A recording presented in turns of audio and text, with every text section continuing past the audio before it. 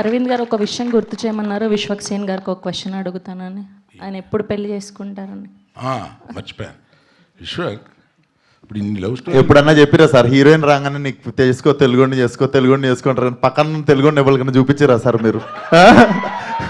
చూపించిరా sir మీరు? సరే, ఎప్పుడు పెళ్లి చేసుకుంటున్నావు? నేను చూడగానే ఏమన్నా నేను ఎవరిని చేసుకోవాలో చెప్తున్నారు, నన్ను మాత్రం ఎప్పుడు చేసుకుంటావు అని అడుగుతున్నా మీరు? నేను ఏమన్నా చూడగానే ఏంటి ఇదివరకన్నా చాలా గ్లామరస్గా తయారయ్యావు, ఏంటి స్కిన్ టోన్ మారిపోయి ఏంటి ఇలా అయిపోయావు అంటే, లేదు సార్ 1 ఇయర్గా తిండి గిండి మార్చేసేసి నేను అలా ఫిట్గా అవ్వాలని అనుకున్నాను, మనం చూసి ఛానల్ అయింది కదా, మనం రికగ్నైజ్ చేశారని ఆనందపడ్డావు. ఇలా ఇంత బాగా రెడీ అవ్వడం ఎందుకు? ఒక అమ్మాయి కోసం కదా. ఎవరు అమ్మాయి? చెప్పండి. వాళ్ళకేమో ఎవరిని చేసుకోవాలో చెప్తారు, నన్ను మాత్రం ఎప్పుడు పెళ్ళి అని అడుగుతారు. అది కూడా చెప్తే ఇంకా పోయి కట్టేస్తా సార్. మరి దిల్సుఖ్ నగర్లోనే చూడు ఉన్నారు, నాకు తెలుసు. నీకు ఎందుకు దిల్సుఖ్ నగర్ నుండి జూబ్లీ హిల్స్ వస్తే మళ్ళీ దిల్సుఖ్ నగర్ పంపిస్తారా నన్ను?